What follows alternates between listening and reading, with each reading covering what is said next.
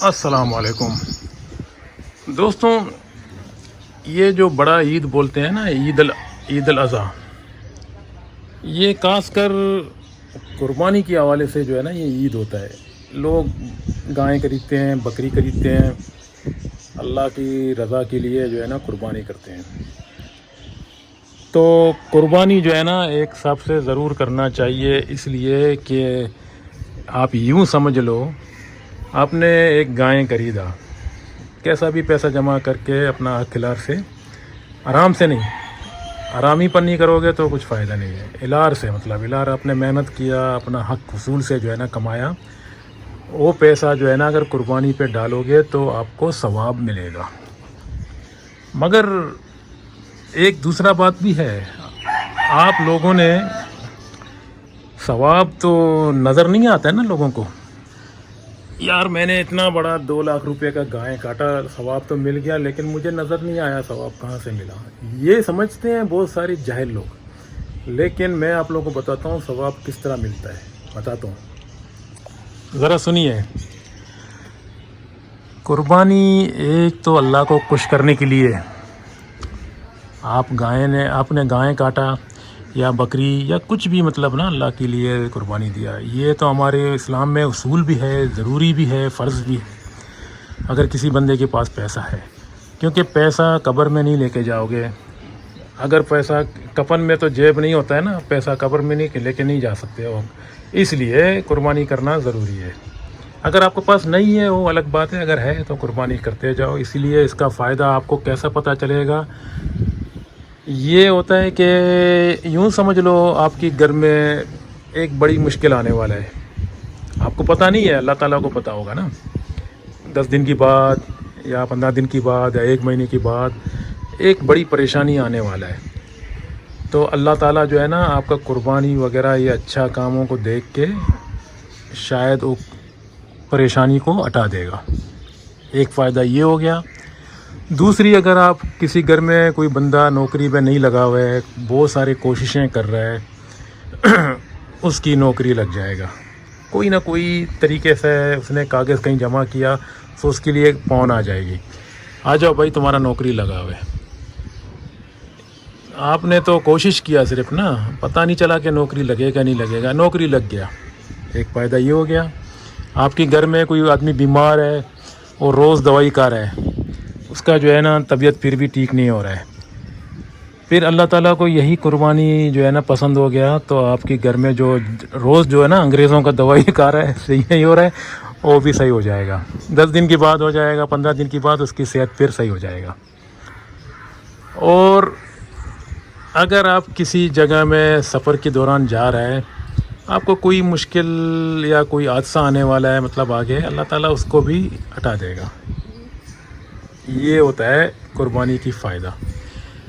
اور آپ کی جو ہے نا ایمان اور یہ جو آپ کا جو اسلامی جو رسم ہے وہ بھی پورا ہو جائے گا، بہت سارے فائدے ہو جائیں گے، لیکن آپ کو نظر نہیں آتے ہیں، وہ آٹومیٹک آ جاتے ہیں خدا کی طرف سے۔ بہت سارے مشکلات ہوتے ہیں دنیا پہ، لیکن اللہ تعالیٰ ان چیزوں کو کینسل کر کے آپ کو خوش کرا دے گا، اور آپ کے گھر میں ہمیشہ خوشیوں کا خوشی ہو جائے گا، آپ کی روزی میں برکت آ جائے گا۔ اور کیا چاہیے بولو؟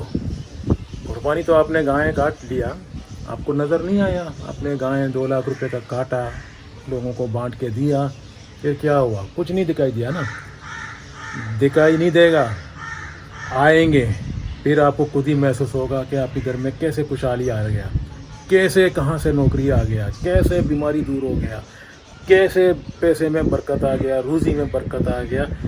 یہی ہوتا ہے قربانی کا فائدہ،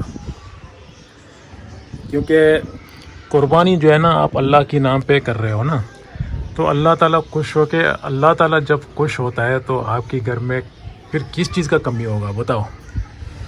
جو چیز کے بارے میں آپ نے سوچا ہوگا وہ بھی انشاءاللہ تمنا پورا ہو جائے گا، آپ کی ساری تمنا جو ہے نا دل کا وہ آہستہ آہستہ پورا ہو جائیں گے، مگر آپ کو معلوم نہیں پڑا یہ تمنا کہاں سے پورا ہو گئے، کس وجہ سے پورا ہو گئے۔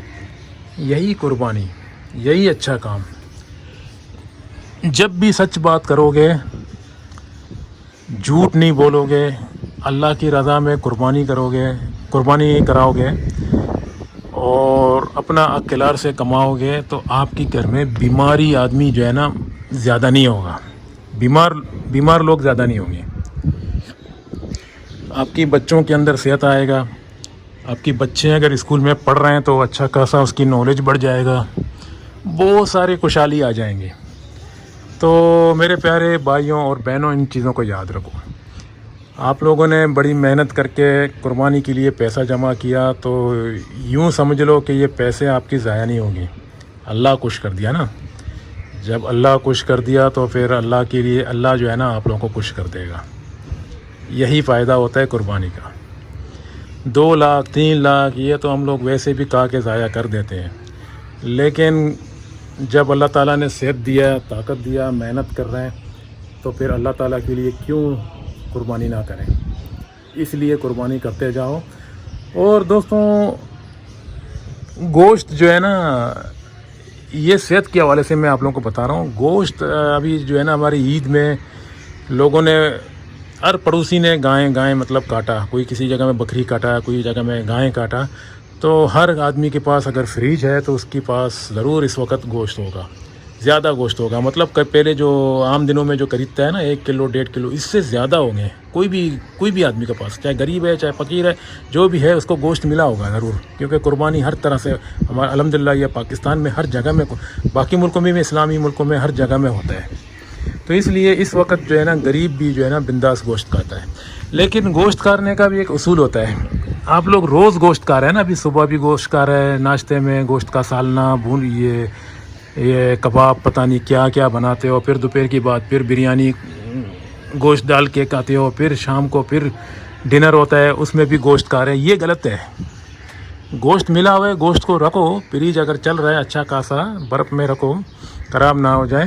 لیکن آج گوشت کھایا، ایک دن چھوڑو، پھر دوسرا دن گوشت کھاؤ۔ ایسا نہیں ہے کہ ریگولر کھاؤ۔ ریگولر کھانے سے یہ ہوتا ہے کہ دل کا ہارٹ اٹیک کا بیماری بھی آ جاتا ہے، کیونکہ آپ کی معدہ جو ہے نا روز گوشت کو ہضم کر رہا ہے۔ گوشت میں کچھ ایسے چربیاں بھی ہوتے ہیں، ایسے چیز بھی ہوتے ہیں، اس کے لیے معدے کا جو پوزیشن ہوتا ہے نا، اس کو ہضم کرنے کے لیے ایک لمٹ ہوتا ہے۔ اگر وہ لمٹ سے باہر ہو گیا تو کچھ چربیاں وہاں جا کے آپ کی جسم کے اندر خرابی پھیلاتی ہے۔ اس لیے گوشت کھاؤ، یہ نہیں کہ نہیں کھاؤ۔ مطلب صبح اگر گوشت کھایا تو شام میں سبزی کھاؤ، پھر دوسرا دن گوشت کھایا، پھر شام میں کوئی چنے کا سالنا یا کوئی مچھی کا سالنا، اس طرح کھاتے رہو۔ پھر ایک دن چھوڑ دو، پھر تیسرے دن گوشت کھاؤ۔ اس طرح جو ہے نا یہ گوشت کا کھانے کا اصول ہوتا ہے۔ لیکن کچھ لوگ ریگولر ہر دن 3 ٹائم گوشت کھا رہے ہیں، یہ غلط ہے۔ پھر بولتے ہیں ہمارے پاؤں میں درد ہے، پیٹ خراب ہے، یہ خراب ہے۔ یہ اس لیے آپ اپنے اوپر ظلم کر رہے ہیں، کیونکہ گوشت ملا ہوا ہے، الحمدللہ بہت زیادہ ملا ہوا ہے، لیکن گوشت کو ریگولر نہیں کرو۔ گوشت ریگولر کھانے سے جو ہے نا آدمی کو ہارٹ اٹیک بھی ہو سکتا ہے، یہی بیماری آ جاتی ہے۔ دل کے اندر کوئی نسوں کے اندر کوئی چیز پھنس گیا تو ہوا نہیں ملے گا، اس گرمی میں آکسیجن پورا نہیں ہوگا، تو آپ کے لیے صحت جو ہے نا، آپ کا صحت کا آپ جو ہے نا دشمن بن رہے ہیں، آپ خود ہی بن رہے ہیں۔ اس لیے گوشت کھانے کا طریقہ میں نے بتایا کہ ایک دن گوشت کھاؤ، ایک دن سبزی کھاؤ، ایک دن مچھی کھاؤ، پھر گوشت کھاؤ۔ تو اس طرح جو ہے نا معدہ بھی جو ہے نا آپ کا سکون سے ہضم کرتا جائے گا۔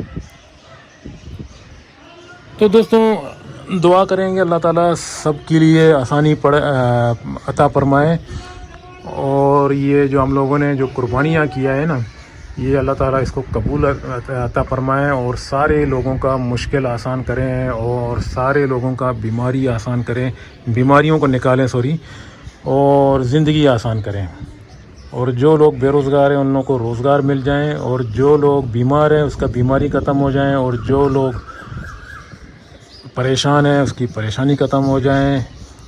اللہ تعالیٰ جو ہے نا اس قربانی کے حوالے سے ہم سب کے اوپر رحم فرمائیں، اور ہمارا سب کا دعا قبول عطا فرمائے۔ جنہوں نے اگر قربانی نہ بھی کیا، اس کے پاس پیسہ نہیں ہے، تو اس کی بھی دعا قبول ہو جائے، کیونکہ اس کا بھی نیت تھا کہ قربانی کروں، لیکن پیسہ نہیں تھا کسی بندے کے پاس، کیونکہ ہمارے حالات پاکستان میں یا کوئی اور جگہ میں بھی ایسے ہیں، بہت سارے غریب جو ہے نا قربانی نہیں کر سکتے ہیں، اس کا خرچہ پورا نہیں کر سکتے ہیں قربانی کا۔ تو ان لوگوں کے لیے بھی اللہ تعالیٰ جو ہے نا آسانی عطا فرمائے، ان لوگوں کو بھی نوکری دے دیں، تاکہ اگلا سال وہ لوگ بھی قربانی کریں۔ باقی دوستوں یہ تھا قربانی کے حوالے سے جو میں نے ویڈیو بنایا. یہ انشاءاللہ پھر ملیں گے اگلا ویڈیو پہ. دعا میں یاد کیجیے اور میرے طرف سے سب کو پھر سے کہتا ہوں آج عید کا تیسرا دن ہے. عید مبارک اور اللہ حافظ.